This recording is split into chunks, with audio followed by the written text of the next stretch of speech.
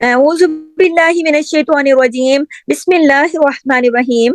तहारत के मसाइल में रफ़ा हाजत के मसाइल बयान करते हुए मेरा नेक्स्ट टॉपिक है, रफ़ा हाजत के बाद इस्तंजा कर लेने से तहारत हासिल हो जाती है, वज़ू करना ज़रूरी नहीं।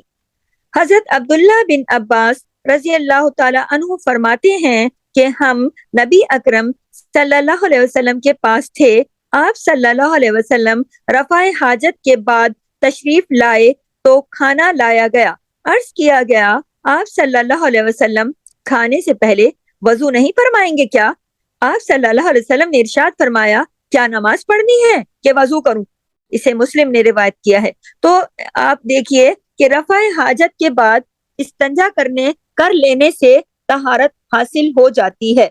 यानी नबी करीम जब तहारत हासिल करके रफ़ाए हाजत के बाद तशरीफ लाए तो उन्होंने खाना खाया, यानी उसके बाद फौरन उन्होंने वजू नहीं किया। और जब किसी ने पूछा कि आपने वजू कर लिया क्या, तो उन्होंने पूछा क्या नमाज पढ़नी है। यानी इस बात से ये बात समझ में आती है कि रफ़ाए हाजत के बाद अगर इस्तंजा कर लिया है तो तहारत है, आपकी तहारत है। हाँ, अगर उसके बाद आपने नमाज पढ़नी है तो फिर तो आपको वजू करना होगा, लेकिन अगर आपने नमाज नहीं पढ़नी तो आपकी तहारत है, आप खाना खा सकते हो और दूसरे सारे काम आप कर सकते हो, यानी कि आप तहारत के अमल को पूरा कर चुके हो।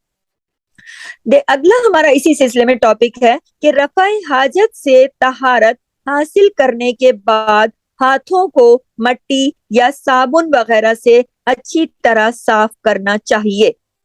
इस सिलसिले में हजरत मैमूना रजी अल्लाह ताला अन्हो उम्मुल मोमिनीन जो हैं, रिवायत है कि नबी अकरम सल्लल्लाहु अलैहि वसल्लम ने गुस्ले जनाबत शुरू किया तो पहले अपने बाएं हाथ से अपने जिस्म को शर्मगाह को धोया, फिर वो हाथ दीवार पर रगड़ा, फिर उसे पानी से धोया, फिर नमाज के वजू की तरह का वजू किया। इसे बुखारी ने रिवायत किया है।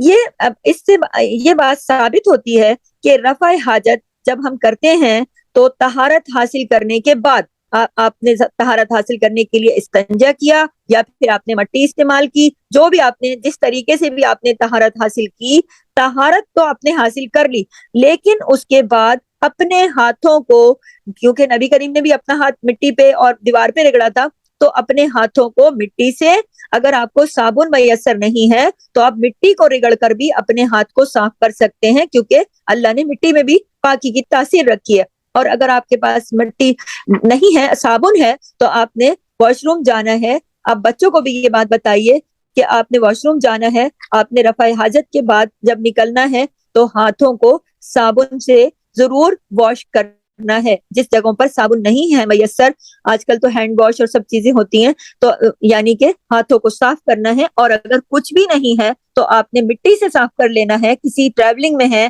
किसी सफर में है, किसी पिकनिक में है, तो मिट्टी से साफ करना चाहिए। और अगर मिट्टी भी मैसर ना हो तो दीवार पर रिगड़ कर हाथ को साफ कर लेना चाहिए। सुब्हानक अल्लाहुम्मा व बिहम्दिक नशहदु अल्ला इलाहा इल्ला अंता नस्तगफिरुका व नतूबु इलैक।